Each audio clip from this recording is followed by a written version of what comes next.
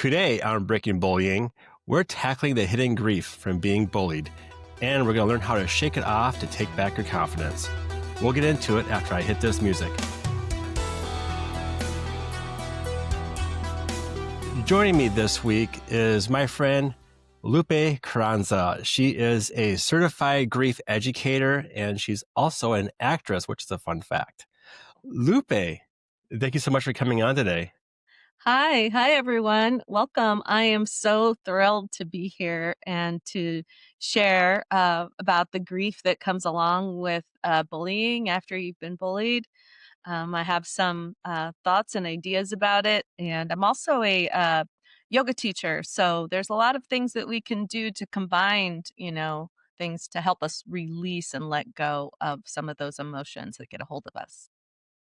So I guess before we get started, we should probably define what is grief. Because to me, when I hear the word grief, I always think of somebody sobbing in a corner or whatever. Just Yeah. an example. But what really is grief? Like, what? Grief is when someone passes, grief is the love that you are holding for that person and they're not here anymore. Grief is when it comes to bullying, it's that sense of loss of the trust in yourself, of the trust in your surroundings.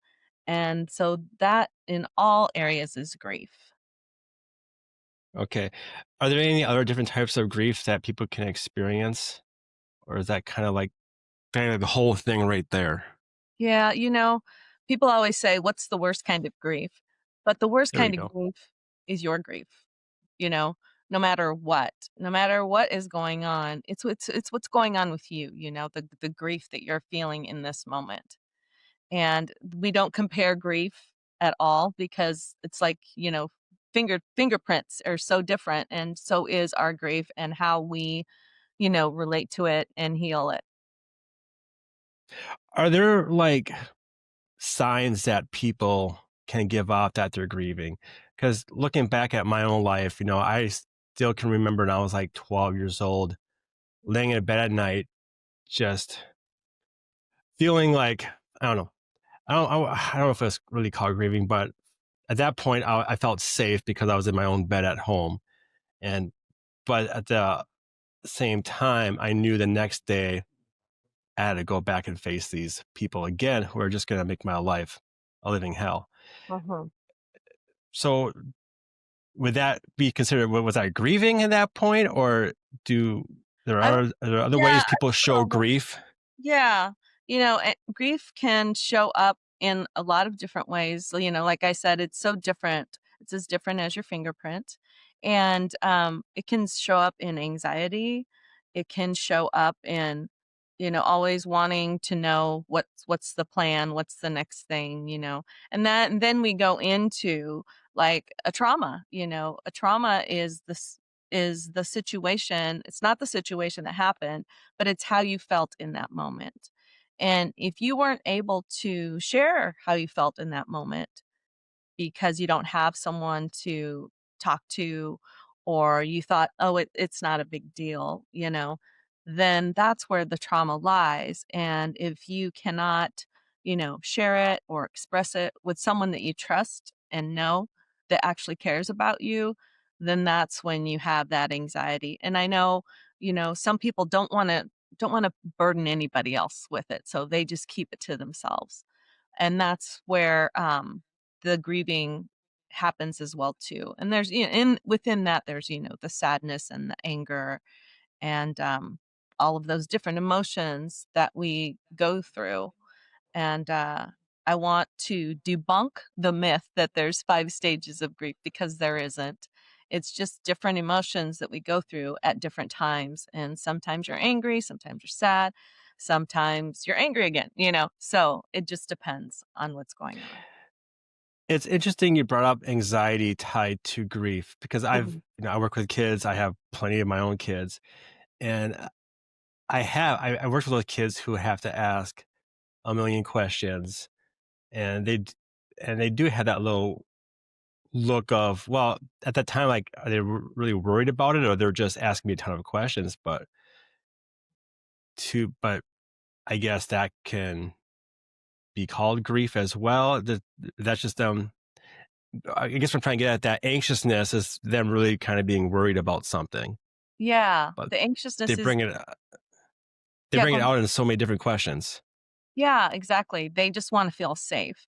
If you've had an experience where, it wasn't resolved by you or your parent, then, you're on the ready, to make sure that it's not gonna happen again. "What about this? What about that?" "Okay, okay, okay." And if you can assure them that they are safe and taken care of, even after that, there's still gonna be a little bit of, "Yeah, but," so they have to learn to trust themselves. That's the other thing, after you've been bullied, you don't even trust yourself anymore sometimes.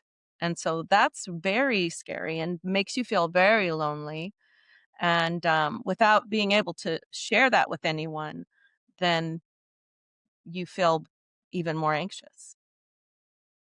So I have a two-part question here for you, one tied to kids, one tied to adults. So for kids, that could be could be being bullied at school, and maybe as a parent you don't quite know.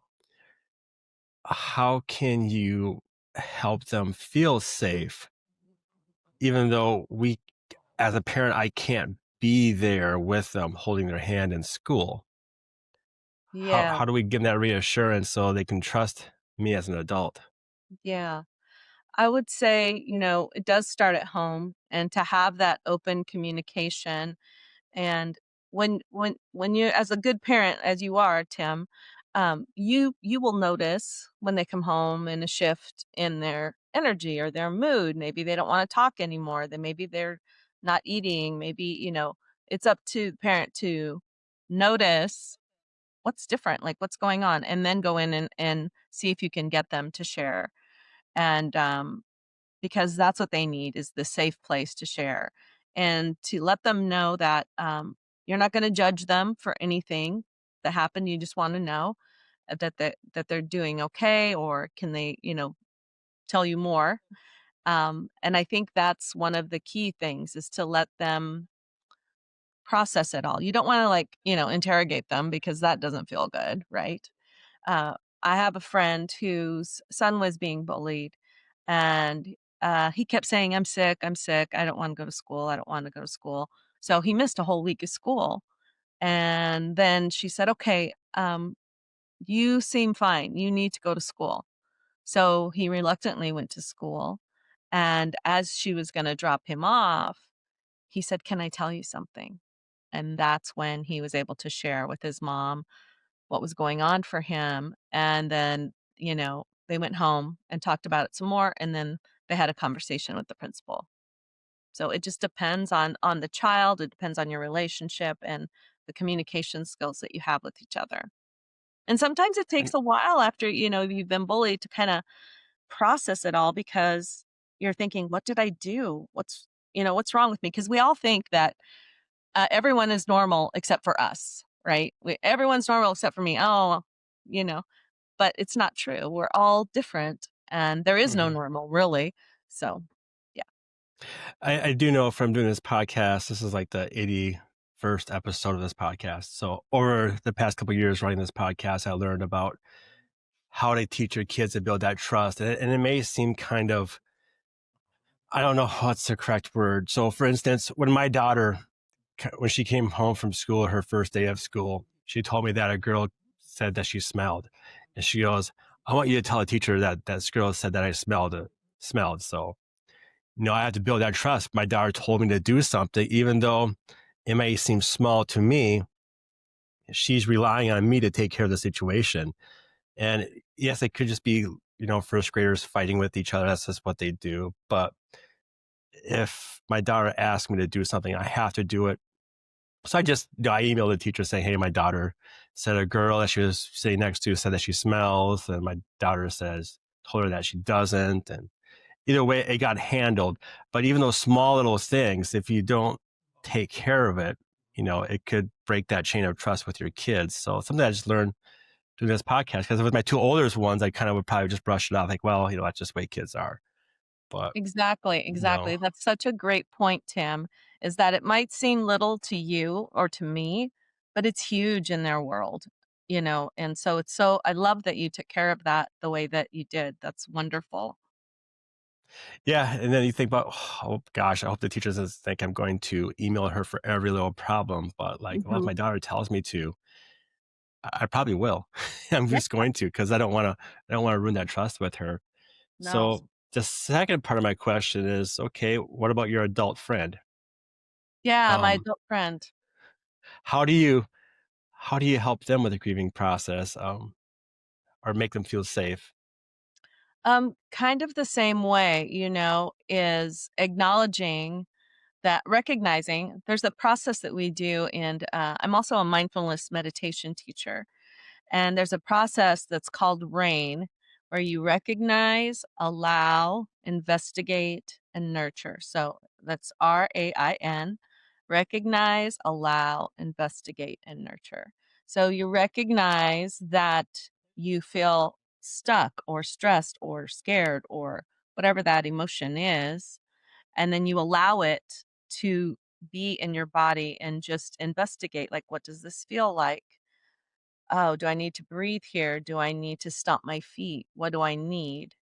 And then you nurture that because when you realize what you need, like maybe I need to talk to somebody, maybe I need to write something, then it helps ease and even out that feeling of shame, even of anger. That's one way, Yeah. but, and as an adult, if you weren't allowed, for me, I don't know about you, Tim, but for me, I wasn't allowed to show any emotion, happy, sad, or angry, and so it's such a pattern that gets stuck in your body, and if you weren't allowed, then you are still carrying this backpack of stuff in there that you weren't allowed to express. And then as an adult, it comes up even more, especially if you have children and it's happening to your children. So then it takes you back to when that happened to you. So, Yeah, speaking about, allowing people to show emotions, I've been involved in martial arts for like over 30 years. And, back when I was a junior instructor and to now, I would see kids who would cry because they didn't do well on this kick or they didn't learn their form right or they can't remember. And you get the parents, I see parents telling them, stop crying, it's not that big of a deal, blah, blah, blah. It's like that's that's not acknowledging your child at all as emotions. That's causing them more grief. And as an old school parent, I would call myself a little bit old school parent because when I Mhm. raised my first two kids, they're older. I say first two because we have a 12-year difference between the second and third one. Oh, wow. Um, I was probably a bit more old school. It's like, tough it up, whatever. But now with my youngest three, gotta be more in tuned to how they feel. But that's it's really hard as a parent to acknowledge every emotion though, because sometimes those emotions can also be a behavior. So how do you tell which is which? Or do you just gotta treat it the same way? um, I think as a parent, if your child keeps doing it the same, if it starts, you can see that it's becoming a pattern, then I would, invite you to find, like, we call it a pattern interrupt. So you interrupt that pattern. And what that means is if you have allowed them to cry, then have them cry, but then march in place and cry, because that interrupts the whole situation and can kind of move that emotions because sometimes you do get stuck in the cry, cry, cry. So then, move it around or maybe do jumping jacks when you're crying, something like that that just interrupts the pattern of that flow and Mm, maybe gives them some different thought patterns as they're doing it. okay. I'm gonna move on from the kid aspect of it. I kind of want to talk to more about as an adult experiencing bullying as a younger person. Why do some adults still carry that grief into adulthood, even though the bullying stopped years ago? Yeah, I think like we were talking about is they were not allowed to express their feelings at all. And so they just took it and kept it with them. And as they grow into an adult, they think other people should just do it too. And so then when they feel that bullying again, they have that anger and rage that has been held down for so long. I love that image of, a beach ball being held down underneath the water, and it doesn't stay down there unless you keep pushing it. When you let it go, it just pops up. And that's what happens to adults sometimes with some of the feelings and emotions and situations, the trauma again that they've held in for so long. All of a sudden, it just pops out, and then they're then they're holding all these different emotions that they've never had to deal with before, and it's very scary sometimes and exhausting. And just if you don't know what to do to take care of that, then it's really hard. So is holding in your emotions, is this kind of like the start to developing PTSD? Yeah, I would say so. Yeah, they have it's called childhood PTSD from holding in, your emotions when you were a kid.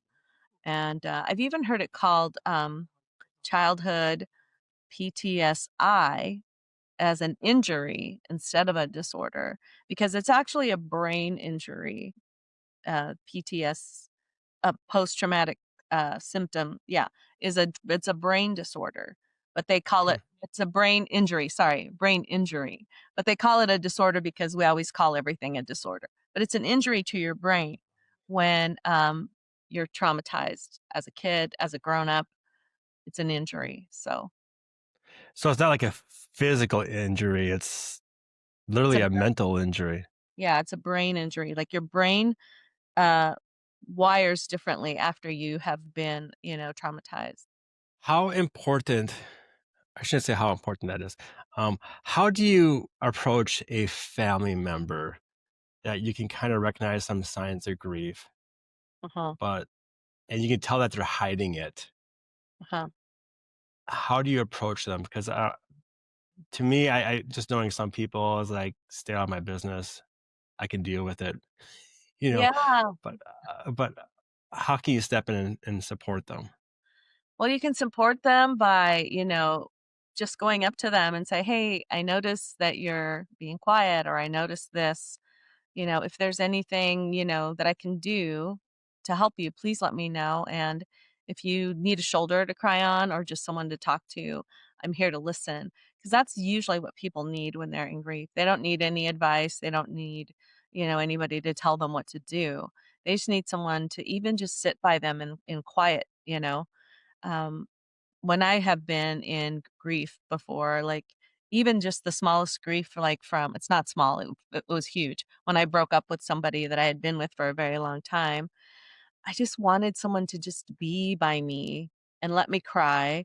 And I wanted to go on a hike and just like scream, but I wanted someone to be by me. I thought that would be so comforting to just have a person witness. That's what we need as people that are in grief or that are going through something so hard, is just to have someone there to witness you so that you're not alone, and they can see you, and that you have another human there that's noticing you and just being there holding space for you. So going back to your situation, did you ask for help or did someone just come up and realize that you needed it and then they Um stepped in? I went through different things. Like, at first, I was like, "Oh," I thought it was all my fault. So then I stayed in isolation, which is never good. But sometimes, we have to allow ourselves to go through however we need to go through it. And then I decided, okay, I need to start moving, and hiking is was one of the things that I love to do, and so I did that. I did ask a girlfriend to come hiking with me. I said, "Will you come hiking with me?" And I just wanna mew. I called it mewing. I don't know if it's a real word or anything, but I'm just like, on a hike and be like, "Ah," just, Yeah. "Ah," sighing really loud and crying, and just to be there so that I wouldn't be by myself. And yeah, so I did ask for help eventually. Right away, I did not Okay. because I needed to figure it out for myself. Is there any like simple, non-intrusive ways you could ask somebody if they need help without trying to get into their business? Um, I would say just saying, "Hey, I noticed that whatever you've noticed, because something caused you to notice something. Um, I want to see if you're doing okay, and I'm just here. I want to let you know I'm here for you. And Okay. do you want to go share a meal? Do you want to go have a coffee?" And if they say no, then just um, allow them the dignity of saying no, and just reaching out to them. If they don't accept the first time, then I would give it a couple weeks and then reach out again. And then what if that person just feels stuck in their Yeah, grief and you are helping them and you're doing what you can? yeah. What else what else is there to do? There are a couple different tools that they could use, but then again, they have to want to do it. We can't force anyone to do anything. But moving those emotions out of the body is so, so, so important, and it's not really that hard. There's one technique where when you're feeling stressed out or sad, you can take a pen and put a timer on for 2 minutes and start drawing on the paper. And about at 30 seconds, then you start trying to match your breath to the drawing, but you don't lift up the pen, and then that kind of helps to connect the breath to the movement. That helps the brain, again, to connect to that movement. And then there's also of just moving the body depending on, what you're feeling. And that's where where you have to stop and recognize and allow those feelings and investigate, where is it? Is it in my chest? Is it in my throat? Is it in my feet? If it's in your feet, you stomp it out. It's in your throat. Feel free to, scream and yell, and shout and shake. I don't know if you've ever seen animals when they are running and they trip and they fall, they stand up and then they shake it out. And Yeah. that's really important tip from nature, to do that for yourself. Is there any other advice you want to give for people that are dealing with grief or maybe stuck in grief before we end Yeah, this episode here? I would say that don't be afraid to ask for help. There's a lot of resources that you could reach out to. This month, we're in September right now, but I know this is going to air later. It's Suicide Prevention Month, or I call it Suicide Awareness Month. And there's always that hotline you can call, 988. It's a good place to go if you feel like I don't wanna burden anybody, I don't wanna tell anyone anything, because what if they do this or that? I've called it personally when I was having a really sad day, and I didn't wanna, like, bother anybody, or so I called it, and at the end of that line, there's a very nice person who just listens and, concurs with how you're feeling, and that's really it. It's not like they're gonna call the ambulance or anything like that, unless, of course, you're at that point, but hopefully Yeah. you won't be. But, yeah, that's another place. There's grief.com. Grief.com has a lot of different, tools that they offer there that are for free, that you can go and, even if you have someone that's grieving in your life, there's a little thing that says what to say to someone that is grieving. And so there's a lot of really great, information in those places. Awesome. And then do you have any way for people to contact you? I know we said that you're also a grief educator. Is Yeah. there a way people can find you to learn Yes, more yes, about what you do? yes. You can email me right now. I don't have a website currently. It was up and then it came down, so I got to fix it. But you can email me at yourgriefease.com. And Your ease is ease. spelled EASE. okay, because some Yeah. people would be cool and hip and put a Z in there instead. Oh, So right. No, I should have done that. yeah, But yeah, just move the body, breathe, stomp. Don't be afraid to just, move that emotions. need motion because we don't want them to get stuck in your body. Yeah. That's when your shoulders start hurting and your back starts hurting. Yeah. Just shake it off. And then awesome. And then I noticed I mentioned that you're also an actress. Do you have anything I coming out am. soon? I have what's coming up right now? Well, I'm in this band, and so I'm in a band with Tom Kenny, who is the voice of Yeah. SpongeBob SquarePants, and we are getting ready to record a couple of Christmas songs, but we're also traveling to Arizona in October and San Francisco, and then we're gonna be in Maine in November, I think. So that's a lot of fun. Okay. Yes, you gotta come back to Minnesota. When I took I my do. daughter with me, my daughter Rihanna, who never hangs out with her dad. I mean, she thought that was the coolest thing ever to actually go backstage. She got to meet Tom, the voice Yeah. of SpongeBob, because she grew up with SpongeBob. So Oh, she that's was like, great. the only Aw. time the only time she thought dad was cool is when I took her to that with you. So that Well, was I'm so awesome. glad. It was lovely to meet her and get to hang with you, Tim. Yes. Thank you, Lupe, for coming on today. Yeah, thank you. Thanks for having me. I appreciate it. Be sweet to yourselves, everybody. You're precious. Okay.